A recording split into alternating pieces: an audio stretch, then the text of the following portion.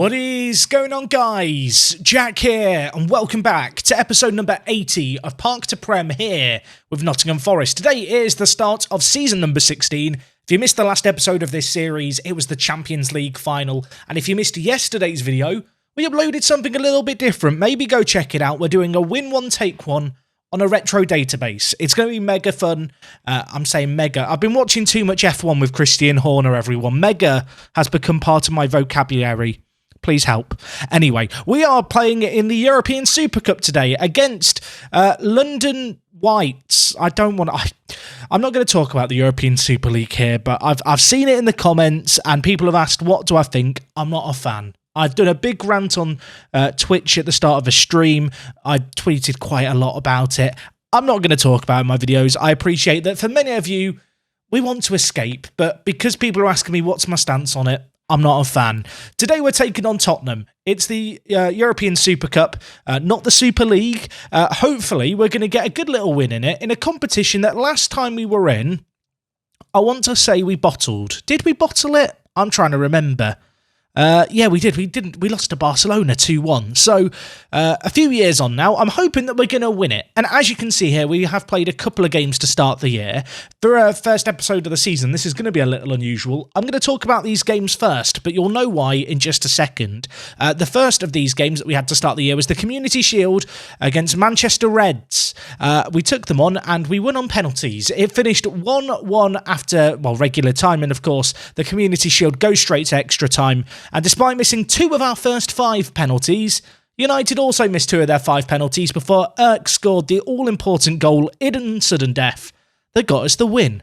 That was pretty nice. Unfortunately, what was not so nice was the game against Southampton here, a team that we should be winning. I want to claim that we got FM'd. I'll let you be the judge of it, but they had 1 shot on target, 3 shots in total. We had 21, but we just couldn't find a breakthrough.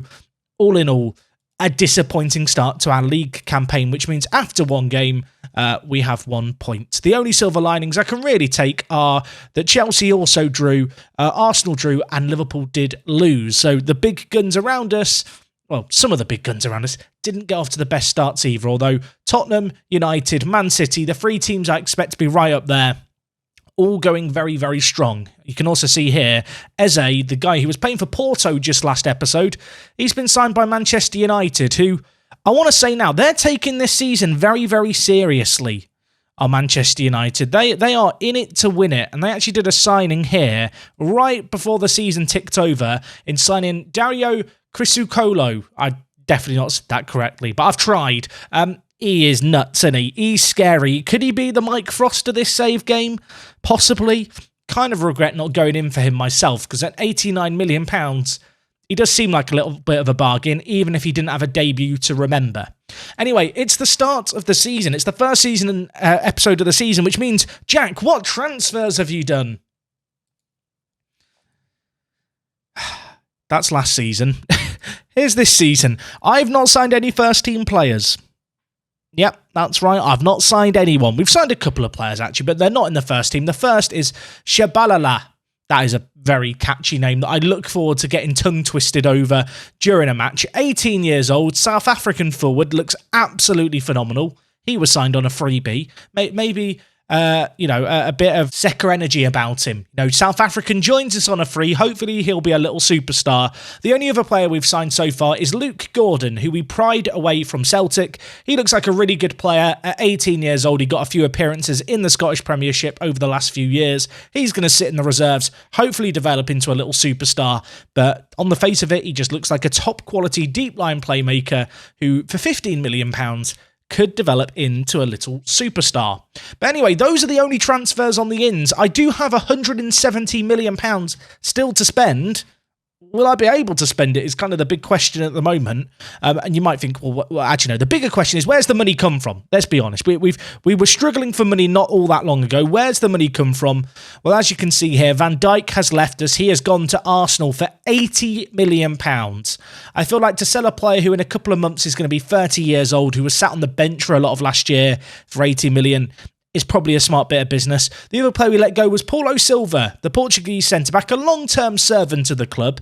little bittersweet to see him go, but he's gone to Chelsea for £68 million. And we also sold Fitzgerald, who's a player who never ever played for us, a player who could have a little bit of potential about him, but given the fact he's injury prone, given the fact that my coaches thought he was kind of approaching his potential, we decided to cash in on him, sold for £18.75 million.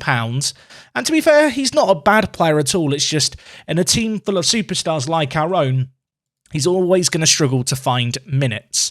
Anyway, to start this year, we've loaned out a load of players as well. You can see some of the fees here. Most of these are young players, but a few first-team players have made way. The first is Gallardo. He has gone to Dortmund on loan. Last year was a little bit hit and miss in the league, to be honest. And ultimately, with so many great young players coming through, I decided a loan move was the best move for both parties. And it was a similar story with Ionu, who, let's be honest, he is absolutely nutty. He is absolutely insane, but he's never really performed for us on the football pitch. I felt back in 2032, 33, that was the breakout year for him. He was going to garner some momentum from that and go on to be this really good superstar for us. But sadly, the last couple of years, he's been a little bit lacking. So with that in mind, we've decided to loan him out. And with those loaning outs, it's kind of shrunk the squad down to a size which I'm really happy with. And whilst we've not signed any new players outright, in this 26-man squad, there are players who have never really been given first-team opportunities before who are going to get them this year.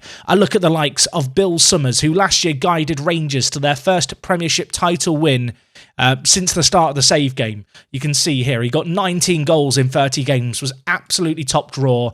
During the Euro Under-21 Championship this summer, he also got the Golden Boot Award. So a player who's been in some fine goal-scoring form. I expect to see him get some minutes. Elsewhere, we've got Ballo coming back on loan from Atleti. You can see here he has broken into the German national team. I still feel like his long-term future for us is most likely going to be as Largo's backup as a Mazzala. I think he's just so well suited to this. I love just everything about him. His player traits are good, getting into the opposition area, running with the ball. I think they're all things that can serve him well.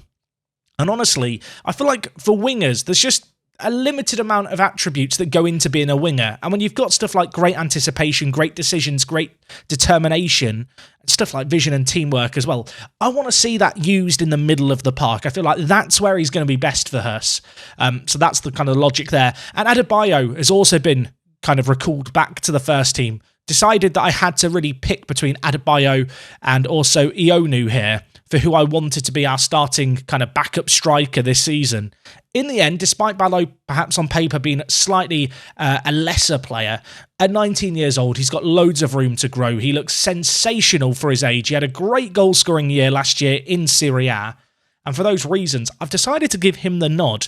So putting a little bit of faith in the youngsters here. And as I said, whilst we've not really signed any new young players, there are, these players who are coming into the first team fold this year who were previously never really given an opportunity. Another one of those kind of players is Benavides, who last year was on loan at Lyon, who of course we butted heads with in the Champions League semi-final. He's a player who we gave minutes to over years, but last year I took the difficult decision to loan him out, and it was really going to be a sink or swim year for him.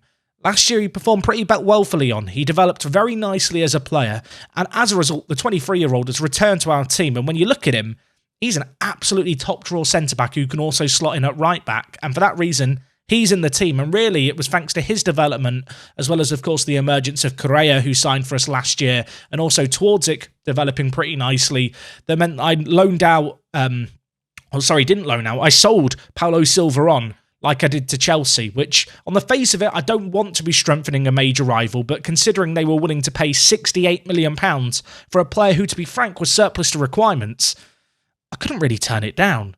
So yeah, all in all, the team looks great, and I really want to give these superstars of the future game time. Of course, players like Edison as well are going to get minutes this year. Last year, he impressed me when we gave him time. In terms of our best 11, it's untouched from last year. It's the exact same 11. But if we just take a peek at the kind of best 11 too, the team that I envisage we will play, in rotated games, we have players like Hamada in goal, Correa and Benavides at the back. Matti, he's taken up English citizenship, everyone, to help us out with our foreign players. He's going to slot in at left back, a kind of unsung hero of the save, I feel like. Of course, we signed Okan just last January to be kind of a backup right back. He's been pretty solid there. Twardzik, despite being naturally a centre-back, because of his good vision, because he's pretty good with the ball at his feet as well, I do see him potentially playing as the defensive kind of ball-winning midfielder of the future for us. Maybe would like his aggression to be a tad better, but I feel like this is a role he can really slot into this year. Kind of keen to see how he gets on. Of course, Smith and Ballo playing at centre mid. Smith last year just reminded us what he was capable of as kind of this impact player on off the bench, coming up in the big games. A player with great physicals, great consistency, loves big matches. He's just a really, really reliable player. And it's nice to have a player who came through the academy and is now, going to be coming and turning 30 in the next year, still be a regular man in our first team. Poyana out on the left, Edison on the right, Adebayo up front. That's the dream. This is a really strong team, can I just say? So perhaps you can understand why I'm struggling to find anyone to sign. Now, of course, we've done all these sales. We've got 190 million in the bank, 170 million pounds in transfer budget. And honestly, it's not without trying that I've been trying to find players. I've been sorting by value, sorting by world reputation, seeing if there's any kind of obvious player to go for. But I'm really drawing blanks as to what positions I could potentially improve. And I genuinely don't know. I know some people are going to say Sampaio at right back could be replaced. I think he's really good. I know his crossing isn't the best. Last year he got 9 assists in 26 league games. Even this year he got player of the match in our 1-1 draw. At left back, of course, Navio's had the odd issue with injury. Maybe a backup left back is the route to go down in terms of an area we could be better in. But if you've played Football Manager, you know, fullbacks just don't really exist in Football Manager, everyone. You get to the regen era, and they are rare, are good regen fullbacks. So it is a bit of a challenge on that front. And of course, when you look at the midfield, players like De Volder, Largo, Lind, Tavayo, Gonzalez. I mean, allegedly Gonzalez is the lowest rated of all these players in terms of star rating. Would you really consider dropping Gonzalez after the season he had last year? I wouldn't. So yeah, it leaves me in a bit of a pickle. So if you've got any thoughts on the matter, please let me know them down in the comments. I don't think there's necessarily anything wrong with not signing anyone this year, to be honest. Anyway, we do need to just quickly sort out a bench for this upcoming kind of set of fixtures. A couple of players who I didn't mention, obviously, are players like Roach, who's still a backup goalkeeper. Ronaldo Ramirez I've kept around just to be a bit of depth. The fact he can play so many positions kind of in the defensive area is always useful in case of a bit of a squad emergency. And of course, Tunde Friday, a player who came through the academy, really been giving him the old game here and there last year. I think he's a really good kind of third choice left back and right back backup option. The fact he's homegrown at club obviously is a massive, massive Brucey bonus. And I've got a weird soft spot for him, despite the fact he's done absolutely nothing at the club. Maybe I'm just getting soft in my old age, everyone. 16 years in, I'm just finding soft spots for players like Friday. Either way, team for today's Super Cup game is going to be full strength. Of course, with us being in the Super Cup, that means that Tottenham did win the Europa League. So fair play to Tottenham. You've won some blooming silverware. That's terrifying as a prospect, isn't it? And hopefully we are going to be able to do some talking on the pitch here. Disappointing start to the year, really. Annoyed that we couldn't beat Southampton in the league. Even more annoyed, perhaps, at the fact that against United, we couldn't beat them inside 90 minutes and it took penalties. Although perhaps I shouldn't look beyond the fact we did just win a penalty shootout. So miracles are happening this year. And of course, it goes without saying the board expectation for this season is high. They want us to be competing on all fronts. They want us to be reaching a Champions League final, winning the Premier League.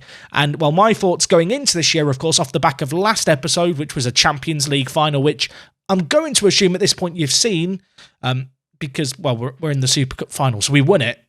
Spoilers. I want to try and win that again. I want to be Champions League winners back to back. And is that an easy thing to do? Absolutely not in Football Manager. The game has enough randomness about it that you can have the best team in the world, and sometimes you just get a little bit unlucky. But I do look at the team that we've got. I look at the strength of our squad, not just the first team, but also the second team. We have a pretty good chance, I feel like, of going far in Europe again this year.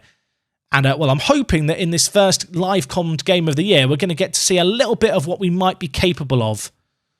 But yeah, the team that we obviously were successful with last year is so young that there's not like the risk of the kind of era dying out. It's not like we're an aging sports team where all our players are in our prime and this was our last shot to win a title last year. Absolutely not. This is a team that, on paper at least, should only get better and better. And that's what I want to believe.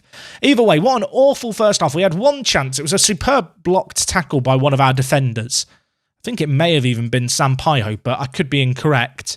Maybe the second half's going to have a little bit more to write home about as Navio throws it into the box. Fabiao clears it out. Bonus throw as Navio. Lind dinks it to Largo, takes it down, finishes it, but the linesman's flag is up. Do not celebrate that, my son.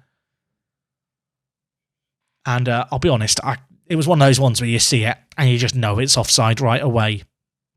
That flag denies us the perfect start to this second half.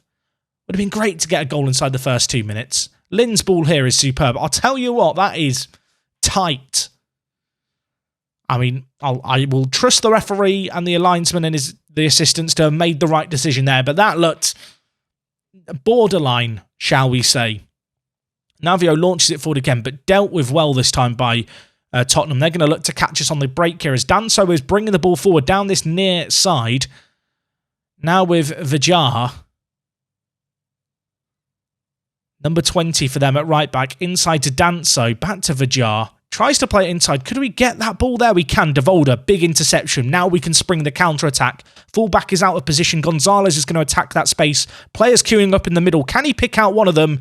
He chooses to go alone. And was that the right choice? Well, no, is the answer. That was an awful finish. And with an hour gone, I feel like we need to make changes. I'm going to take off DeVio. I'm going to bring in Ballo out on the left-hand side. Sorry, Poyana. My friendship with you's been ended. Ballo is my new best friend now. And you know what? I'm gonna bring in Adebayo as well. We're gonna bring in the two young Germans, two players who joined at the same time as one another, part of this same kind of golden German generation. They both had exceptional kind of loan spells last season on the continent. Maybe they can be the difference makers here today as Dyer spills the ball. Oh my word. I'm not sure who that is who's hooked the ball away to safety there, but Dyer needs to thank them and buy them a beer after this game. He spilled the ball there, and that was nervy. And Piotr on this occasion is going to get it away. I say that. I was about to say, I say that. The highlight might still be going on, but no, it does come to an abrupt end, but not before another highlight begins. Largo on the breakaway here, running at his man, dispossessed but falls to Urk, who uses his pace and dribbles it expertly. The two young guns are in the box. Urk lays off to Largo, who hammers it home. Massey could not keep his hands on that. That was too hot to handle. He spills it into the roof of his net. And with 14 minutes left here, Forest have what you'd have to say is a deserved lead. Despite that chance for Tottenham that was squandered, we've been the better team in this game, and that shot by Largo. I mean, not bad for a player who has 11 finishing. Debatably the biggest weakness of his game. You wouldn't know it with the amount of goals he scores, though, would you? Anyway, one shout of demand more here. I've got one last sub in my back pocket. I'm going to take off Lind, and I'm gonna bring in Adrian Smith. You know what, Smithy? Get ready, son. Have a little run around. You get your 10-minute kickabout here at the end of the game.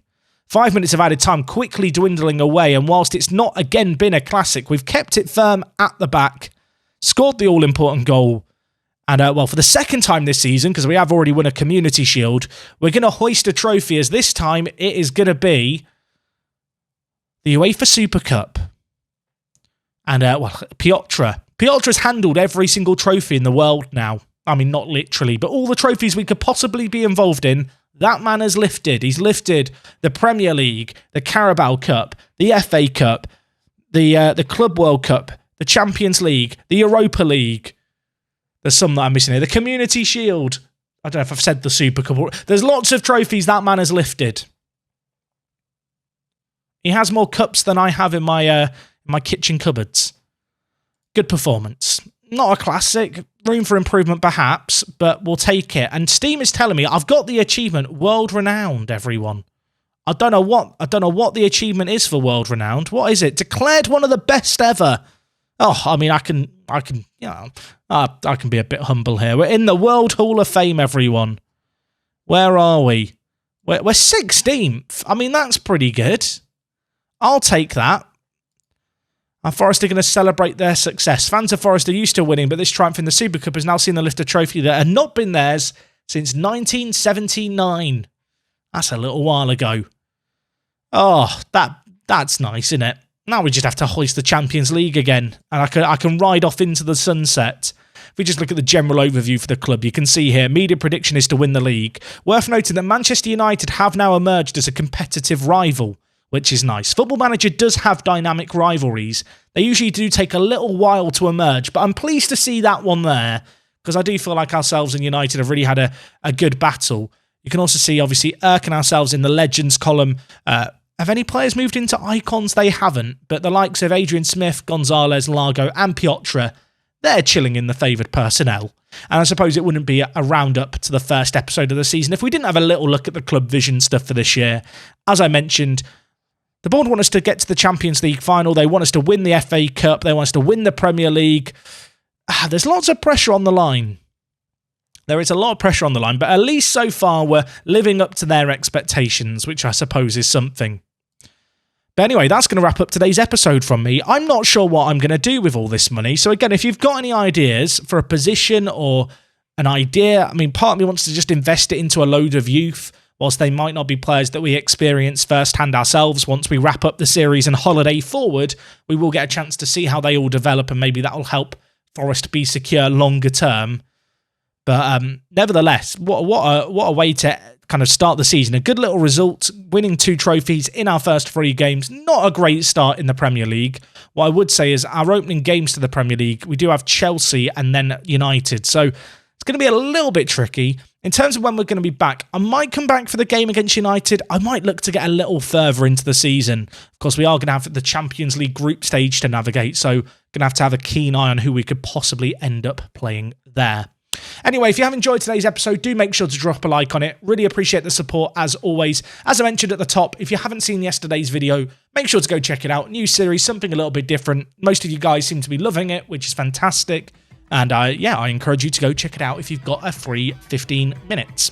So yeah, that is everything for real now. I'll talk to you guys again tomorrow. It is me, Jack. Thank you so much for your support. I will talk to you guys in a bit. I'm out.